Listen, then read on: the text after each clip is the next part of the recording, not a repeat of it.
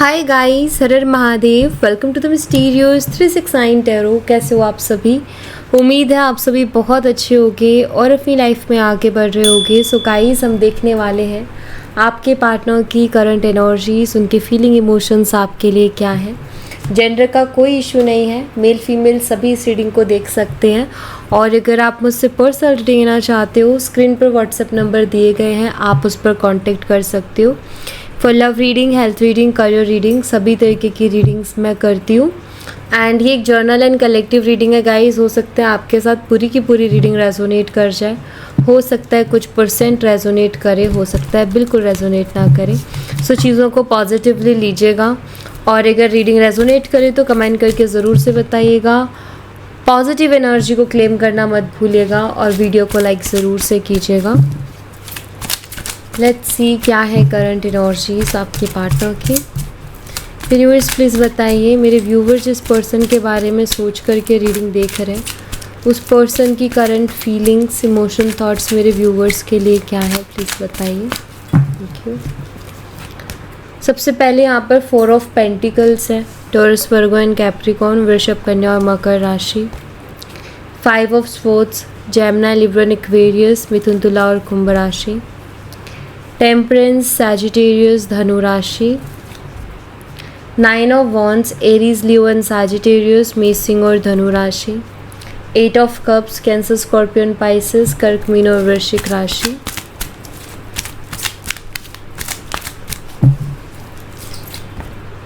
Ten of pentacles, Taurus, Virgo and Capricorn, वृषभ, कन्या और मकर राशि। Ace of pentacles, same sign again. Page of cups, Cancer, Scorpion, Pisces, कर्क, मीन और वृश्चिक राशि।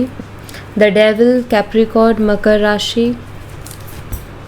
King of pentacles, Taurus, Virgo and Capricorn, वृषभ, कन्या और मकर राशि। जो नंबर्स और डेट है वो मैं आपको बता देती हूँ। यहाँ पर मुझे नंबर्स दिखाई देते हैं 4, 5, 14, 9, 8, 10, 1, 11, 15 एंड नंबर 14 मुझे बहुत स्ट्रांगली दिख रहा है और ये पिछली कई रीडिंग से मुझे दिखाई दे रहा है। 14 मई ये डेट ऑफ बर्थ हो सकती है आपके या फिर आपके पर्सन की।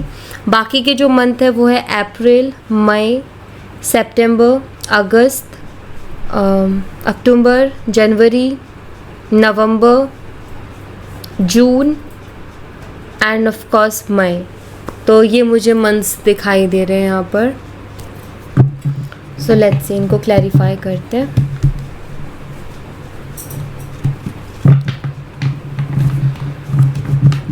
यूनिवर्स 4 ऑफ पेंटिकल्स की एनर्जी को क्लैरिफाई कीजिए प्लीज़। 4 ऑफ पेंटिकल्स की एनर्जी यहाँ पर क्यों है, प्लीज़ बताइए।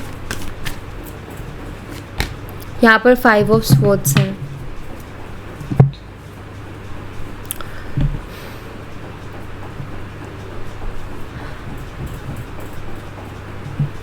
फाइव ऑफ कप्स की एनर्जी ये बताती है कि आपके पार्टनर कुछ चीज़ों को लेकर के बहुत रिग्रेट कर रहे हैं। जैसे कि या तो उन्होंने आपको बहुत गलत समझा किसी सिचुएशन में, या फिर उन्होंने आपके साथ बहुत बुरा व्यवहार किया। मतलब कुछ ऐसी चीज़ की है जो कि लाइक जिसका इनको रिग्रेट हो रहा है। या तो इन्होंने आपके ऊपर किसी तरीके का डाउट किया था या आपको किसी तरीके का ब्लेम किया था, ठीक है। या फिर इस पर्सन ने आपको बहुत बुरी तरीके से बात की थी और आपको उस वजह से बहुत हर्ट भी हुआ है। शायद आपको बहुत तकलीफ़ पहुंची है उस वजह से, एंड ऑफ कोर्स पहुंचेगी। जिससे हम प्यार करते तो उससे हमें एक्सपेक्ट नहीं करते कि वो हमें बहुत बुरा कुछ बोले। तो वो यहाँ पर रिग्रेट करते हुए दिखाई दे रहे हैं, उन चीज़ों का दुख मनाते हुए मुझे दिखाई दे रहे हैं। एंड यहाँ पर 4 ऑफ पेंटिकल है जो कि मुझे बताता है कि ये पर्सन बोल नहीं पा रहे उन चीज़ों को, या आपको कह नहीं पा रहे कि वो अंदर से कितना बुरा फील कर रहे हैं। बिकॉज शायद उनको ऐसा लगता है कि वो अच्छे से नहीं बता पाएंगे, या फिर अगर बोलेंगे तो शायद ये फील नहीं कर पाओगे आपकी उनको कितना अंदर से तकलीफ़ हो रही है। बट मुझे ऐसा लगता है कि अंदर ही अंदर वो घुट रहे हैं ये करने के बाद में, और उनको बहुत तकलीफ़ भी हो रही है। और वो कैसा फील कर रहे हैं अंदर से, कितना बुरा उनको फील हो रहा है अंदर से, आई थिंक उनको वर्ड्स में वो एक्सप्लेन नहीं कर पा रहे, उन फीलिंग्स को ये वर्ड्स में एक्सप्लेन नहीं कर पा रहे हैं। ठीक है, फाइव ऑफ स्वॉर्ड्स की एनर्जी को क्लैरिफाई कीजिए यूनिवर्स। फाइव ऑफ स्वॉर्ड्स की एनर्जी यहाँ पर क्यों है, प्लीज़ बताइए। यहाँ पर 10 ऑफ पेंटिकल्स है एंड यहाँ पर 2 ऑफ स्वॉर्ड्स भी है।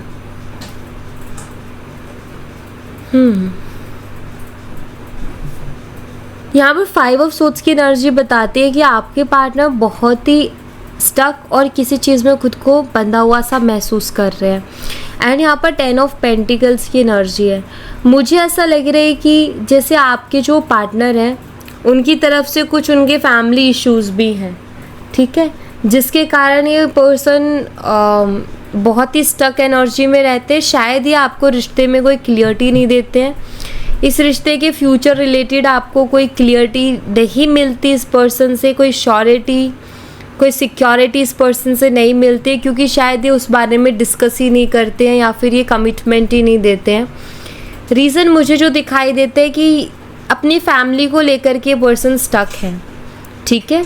इनको ऐसा लगता है कि मेरी फैमिली प्रॉब्लम है और शायद घर वालों को अगर ये चीज़ पता भी चलेगी तो फिर बहुत ज़्यादा प्रॉब्लम हो जाएगी, ठीक है। यहाँ पर अगर आप देखो तो 2 ऑफ स्वॉर्ड्स है, यानी कि 2 रास्ते हैं इनके पास, 2 चीज़ें हैं इनके पास, 2 तलवारें हैं। इनमें से एक तलवार को इनको रखना पड़ेगा और फिर इनको एक को चूज़ करना पड़ेगा। तो इनको कहीं ना कहीं कन्फ्यूज़न है कि यार क्या करूँ मैं अपनी लाइफ में। मुझे पता है मेरी फैमिली इश्यूज़ भी है और कहीं ना कहीं ये रिलेशनशिप भी, उनको इस रिलेशनशिप की इम्पोर्टेंस भी पता है, क्योंकि आपने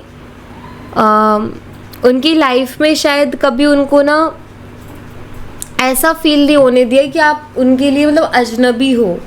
आई थिंक आप दोनों का बॉन्ड ऐसा जैसे कि फैमिली मेम्बर पे जैसे हम ट्रस्ट कर सकते हैं ना, आई थिंक वैसे आप दोनों एक दूसरे के ऊपर ट्रस्ट करते थे। अब यहाँ पर मुझे ऐसा लग रहा है कि एक तरफ तो इनके सामने फैमिली है और एक तरफ आप हो, और ये पर्सन उसमें बहुत कंफ्यूज है कि वो क्या करे, और वो बैलेंस करके बीच का रास्ता निकालना चाहते हैं लेकिन कोई बीच का रास्ता निकल भी नहीं रहा है, ठीक है।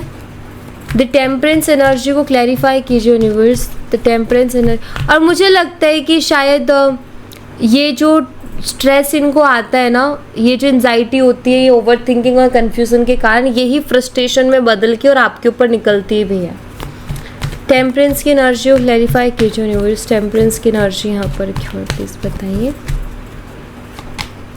यहाँ पर एस ऑफ वॉन्ड्स की एनर्जी है एंड 4 ऑफ स्वॉर्ड्स। ये एक नई शुरुआत करना चाहते हैं इस रिश्ते में भी, बट एक बैलेंस के साथ। टेम्परेंस एनर्जी एक बैलेंस को बता रही है यहाँ पर। मुझे लगता है कि ये पर्सन चाहते हैं कि अपनी लाइफ में हर चीज़ को बैलेंस में लेके चलें, चाहे वो इनका करियर है, चाहे लव लाइफ है, चाहे फैमिली है। मुझे नहीं लगता ये पर्सन किसी को भी डिस्टर्ब करना चाहते। इनका ये कि मैं किसी को भी डिस्टर्ब नहीं करना चाहता या फिर मैं किसी को भी डिस्टर्ब नहीं करना चाहती, मैं चीज़ों को बैलेंस में लेकर के चलना चाहता हूँ।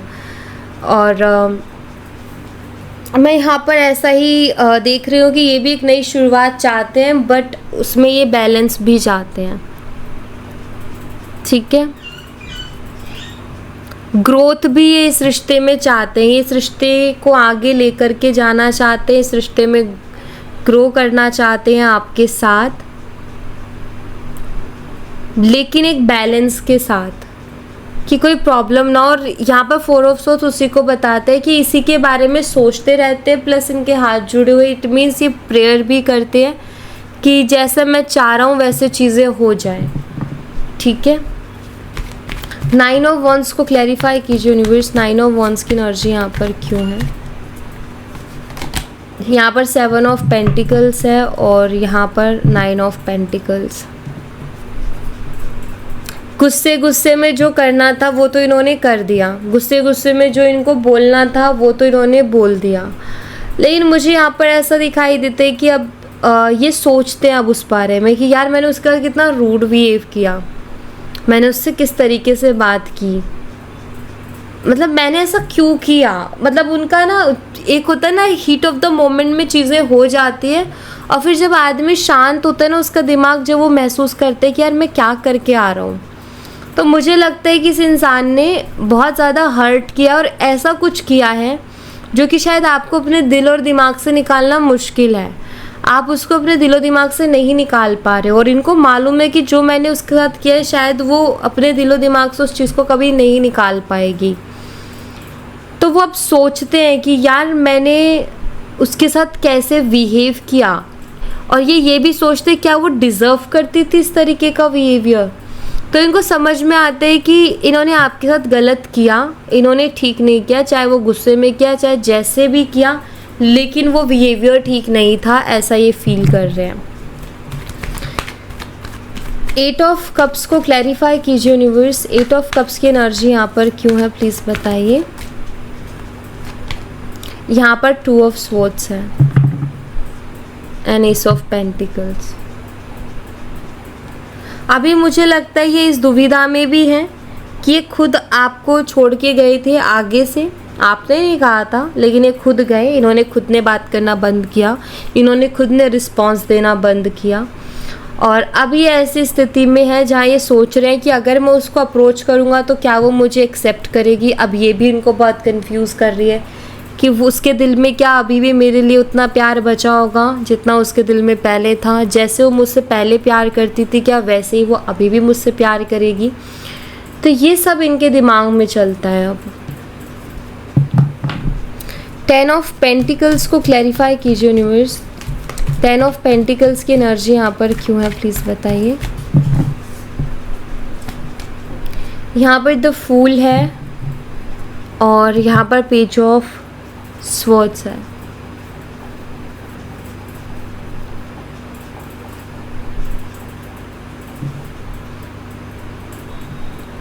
आप यहाँ पर देखो तो यहाँ पर एक इग्नोरेंस वाली एनर्जी है, यहाँ पर एक केयरलेस एनर्जी। अगर आप यहाँ पर देखो तो इंसान जैसे किसी चीज़ के लिए रेडी हो रहा है। यहाँ पर 10 ऑफ पेंटिकल्स की एनर्जी है। मुझे ऐसा लगता है कि इन्होंने चीज़ों को बहुत इग्नोर किया है इस रिश्ते में, इस रिश्ते का फ्यूचर आगे सब कुछ कैसे क्या होगा, आई थिंक इन्होंने परवाह ही नहीं की, और ये चल रहे थे मतलब कि ठीक है जो होगा सो देखा जाएगा वाली एनर्जी में। बट अब इनको ऐसा लगता है कि नहीं यार कुछ तो करना पड़ेगा और मुझे ही करना पड़ेगा, ऐसे में कब तक चीज़ों को छोड़ के चल सकता हूँ। क्योंकि 10 ऑफ पेंटिकल की एनर्जी जो कि बताते हैं कि आपके पार्टनर को पता है कि आप उनके लिए कितने सही पर्सन हो, उनके लिए भी और उनकी फैमिली के लिए भी।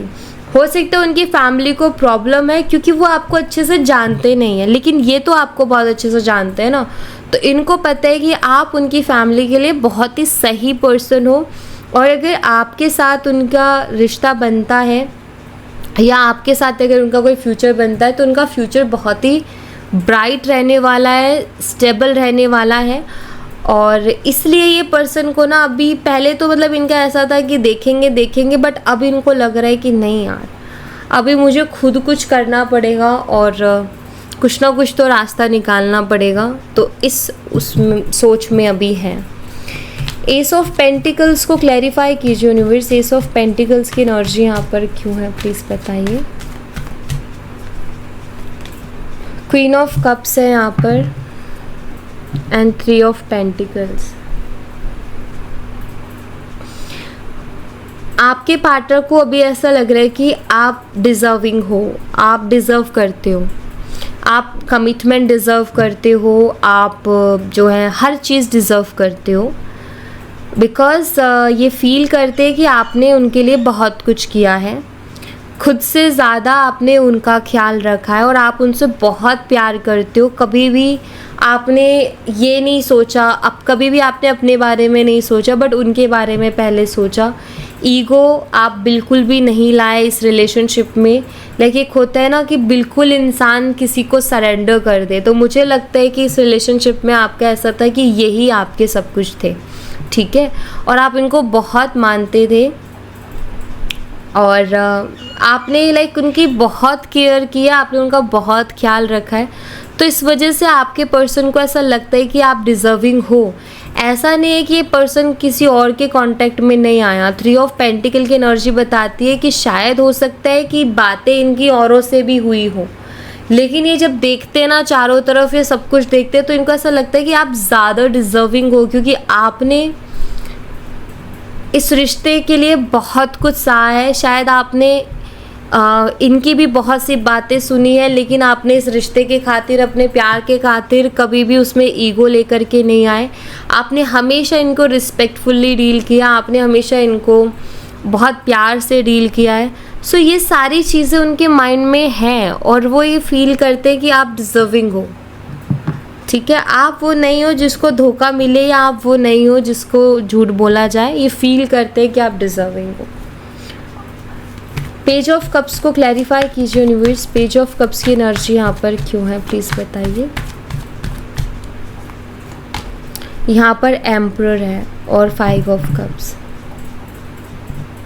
देखिए, ये पर्सन ना आपसे प्यार करते हैं, आपके लिए इमोशनल भी हैं, और लेकिन ये अपनी फीलिंग्स को आपके सामने रख नहीं पा रहे क्योंकि एक गिल्ट में है। ये पर्सन एक रिग्रेट में है, अंदर से गिल्टी फील कर रहे हैं कि लाइक मैं उसको किस मुंह से जाके बोलूँ कि मैं तुमसे प्यार करता हूँ। मैंने उसके साथ इतना बुरा बर्ताव किया, मैंने उसके साथ इतना बुरा व्यवहार किया, उसके बाद मैं कौन सा मुंह लेके जाऊँ उसके सामने, और कितना अजीब लगेगा कि मैं उसको बहुत बुरा व्यवहार उसके साथ करके और फिर उसको बोल रहा हूँ कि मैं तुमसे बहुत प्यार करता हूँ।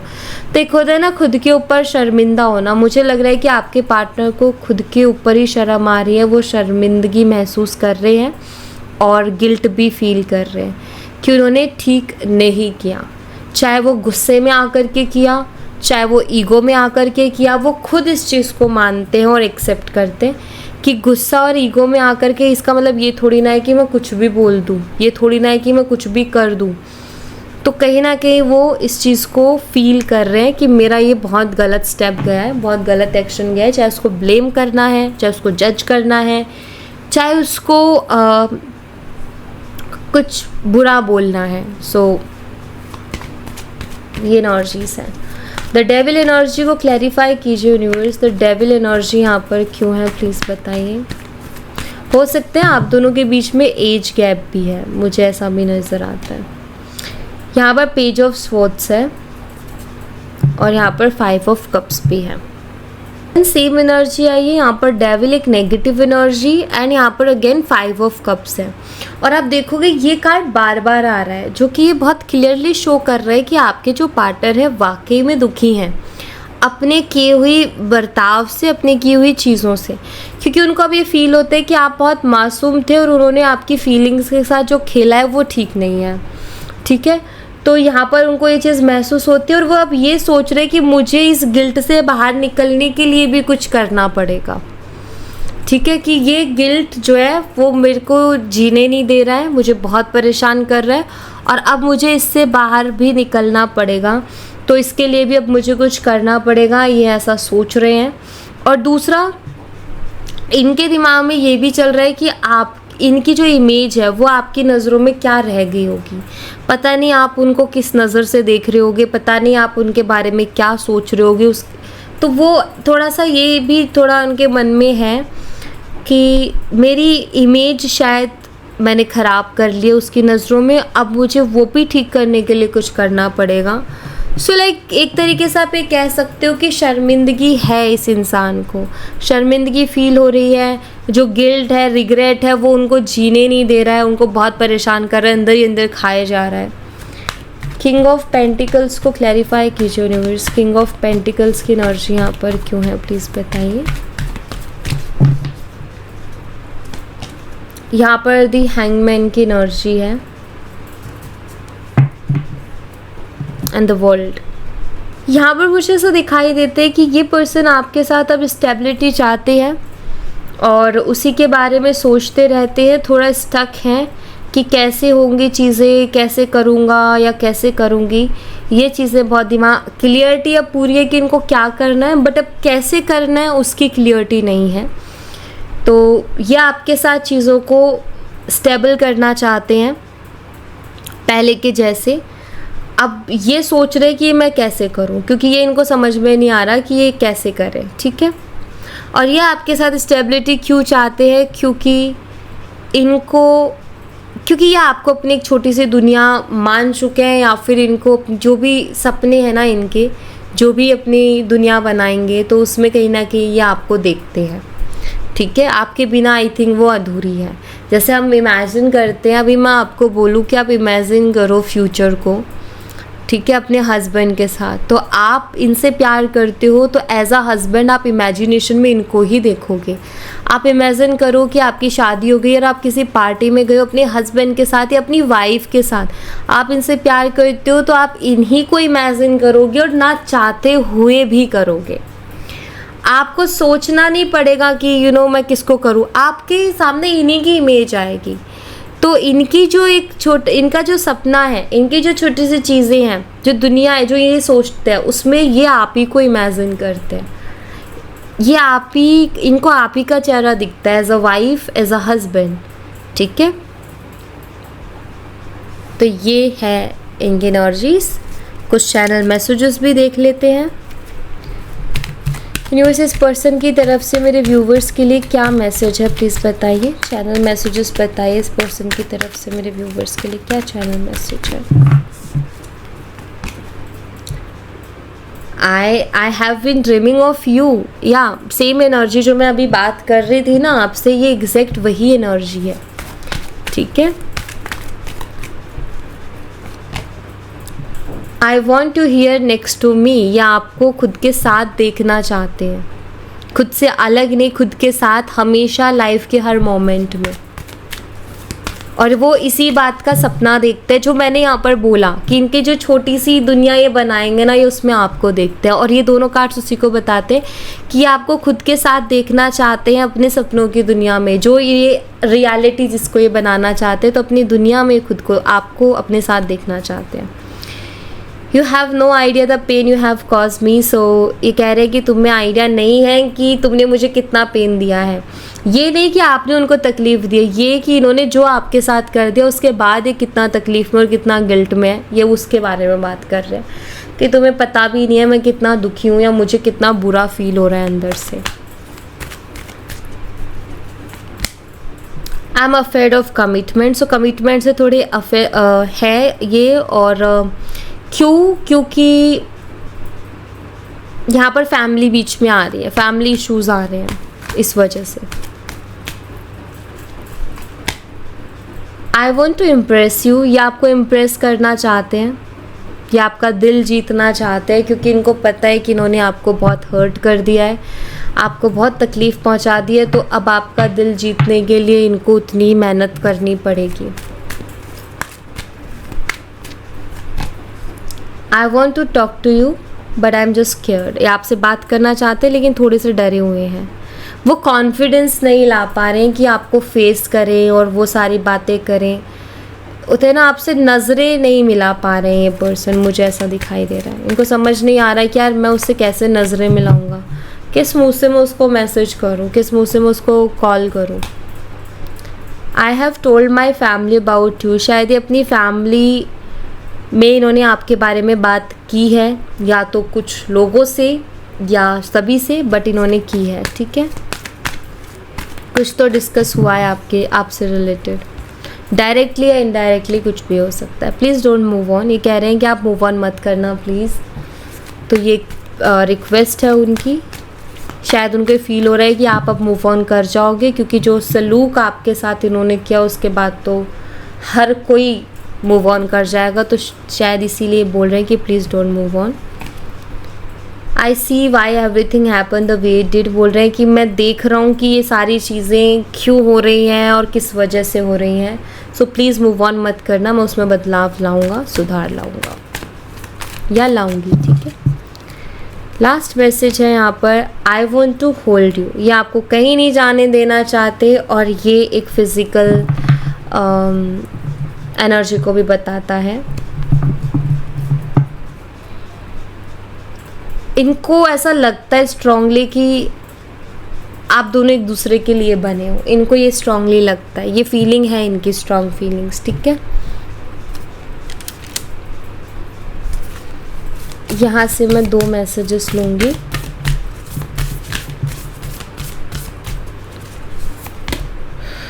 Your commitment is being tested, the answers you need are coming। देखिए, आई थिंक ये ना एक ऐसा टाइम चल रहा है जिसमें शायद यूनिवर्स आप दोनों का ही टेस्ट ले रहे हैं, कि कभी कभी ना ऐसे सिचुएशन यूनिवर्स देते हैं दोनों के बीच कि भाई तुम खुद देखो, तुम्हारी आंखों की पट्टी खुद खुलेगी कि तुम डील कर पाओगे एक दूसरे से, क्या तुम एक दूसरे के साथ बहुत अच्छे तरीके से रह पाओगे। मतलब कई ऐसी ऐसी सिचुएशंस यूनिवर्स देते हैं जहाँ आप दोनों का टेस्ट लिया जाता है या कपल्स का टेस्ट लिया जाता है। मतलब उनको ना पहले ही रियलिटी दिखाई जाती है कि तुम कितना सूटेबल हो एक दूसरे के लिए और कितना नहीं हो।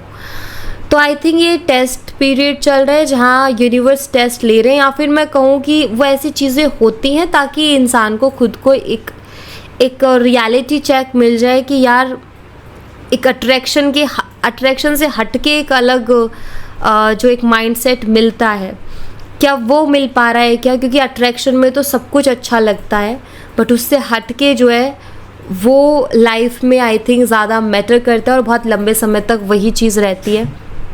तो आई थिंक उसमें टेस्ट लिया जा रहा है, और जो भी क्वेश्चंस आपके मन में उठ रहे हैं उनके आंसर्स बहुत जल्दी आपको मिलने वाले हैं। तो उनके आंसर्स आपको बहुत जल्दी मिल जाएंगे, ठीक है। सो या thank you so much guys, ये थी आप लोगों के लिए एक छोटी सी रीडिंग। आई होप आपसे रेजोनेट की हो, आई होप आपको पसंद आई हो। रेजोनेट की हो तो मुझे बताना ज़रूर कमेंट बॉक्स में, पसंद आई हो तो लाइक ज़रूर करना, चैनल को सब्सक्राइब करना मत भूलना। मैं मिलती हूँ आपसे नेक्स्ट रीडिंग में, तब तक अपना ख्याल रखें। Bye bye, take care, see you again.